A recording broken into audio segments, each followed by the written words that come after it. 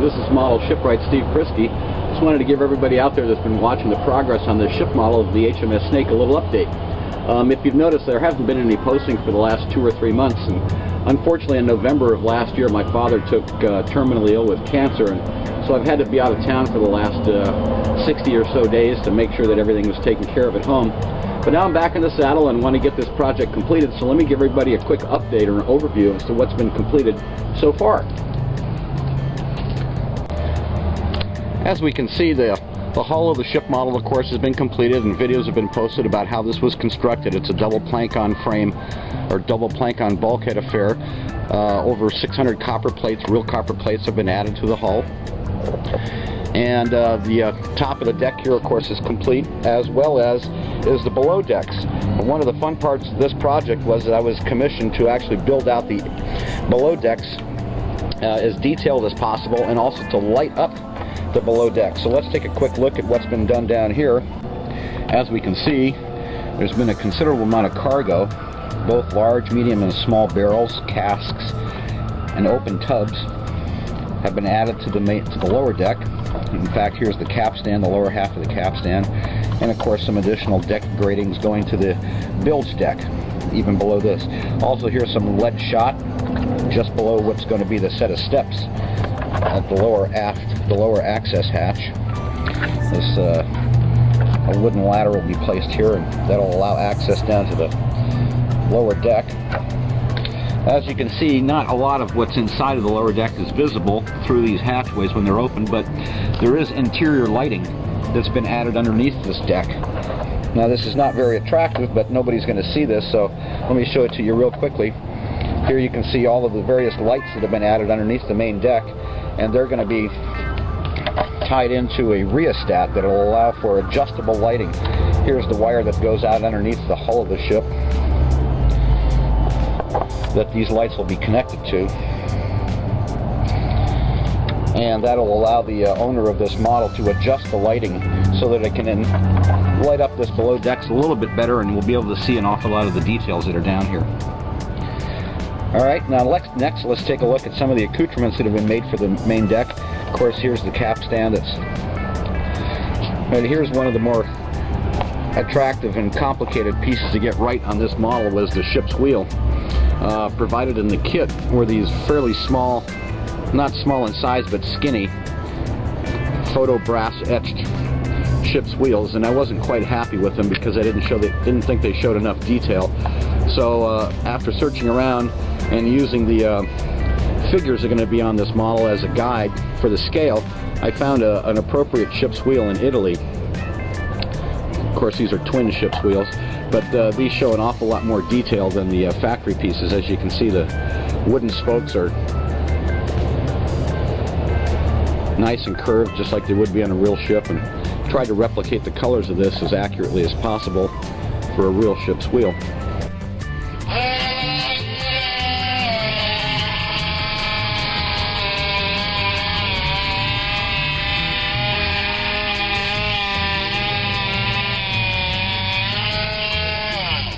Well, when originally ordered this kit that this ship model is being built from, made by Caldercraft, included a photo brass etched ship's wheel. However, after painting and mounting it on the wooden stand that it's going to sit on, it just has a little bit too much of a thin look, as you can see, because it's from photo etched brass. So it took quite a bit of searching in order to find a ship's wheel that would replace these, a 16-spoke ship's wheel in the appropriate size, and it took about 2 months for these to come from Italy. But I think that I finally found the perfect replacement for the factory part. As you can see, these replacement ship's wheels are made out of a cast metal, much thicker than the photo etched brass type, and also these have the added benefit of pretty good detail where the wooden spokes would normally have some decorative curvature to them, and that's been replicated here in this lead cast version. Of course, this one here still has the flash on it from the molding process. Here's the other one of the two. Each one of them will go on either side of the mounting block. But one of them is pretty much been deburred. This one here polished up and cleaned, and it's ready for primer and then for painting. So anyway, these ought to be a nice replacement for the ship's wheels that came in the kit, which weren't quite detailed enough for this project. Now, another one of the detailed parts that have been completed for the model, the HMS Snake, are the ship's anchors. And I used the stock cast iron anchors that were provided in the kit by Caldercraft, but I did replace the wooden stocks because I didn't think that they were quite detailed or large enough. Here I'm soaking the hawser cord in dark tea to age it.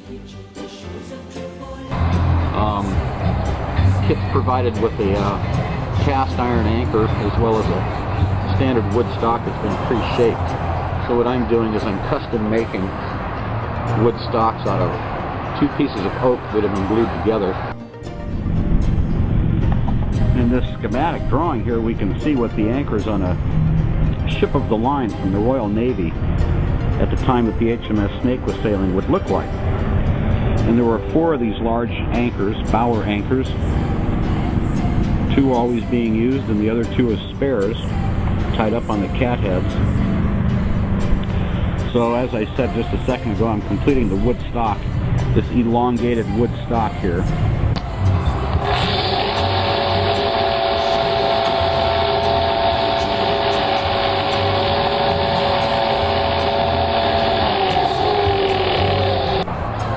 And then now they're being properly shaped, and then they'll be tapped out so that the anchor stock, the anchor stem rather, can go through the stock.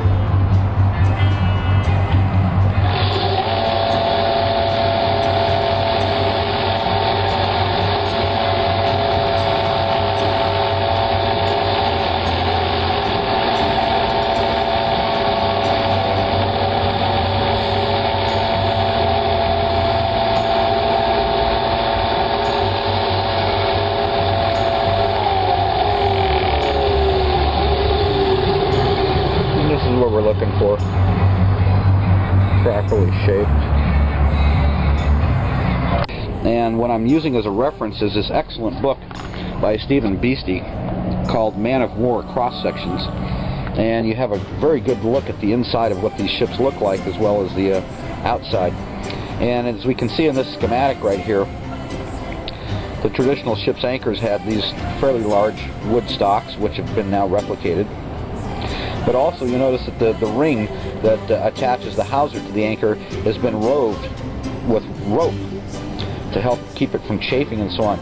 So I've also managed to replicate that in super detailing the ship model, as you can see with these rope rings right here. I'm sorry, the hawser rings.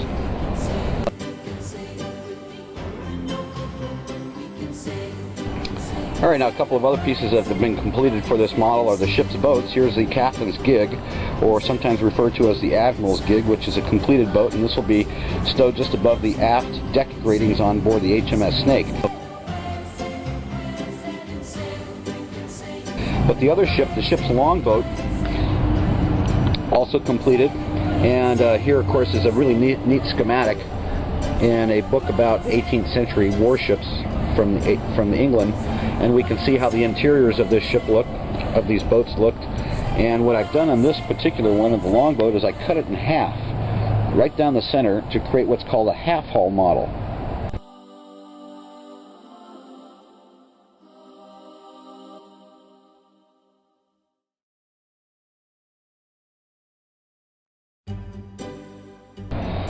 And from this we can see all of the interior accoutrements of the ship's longboat, including, as you can see in this schematic, a sail and masts, the oars that are provided. Here's the sail and mast, and here are the oars. And then I've also added an anchor chain, a water cask, and a bailing bucket, as you can see right here. Okay, so thank you for tuning in. Stay tuned for the remainder of the construction of the HMS Snake, and check out my website, tallshipsofsanfrancisco.com, for links to my still photo album website with many photos of the construction of this model.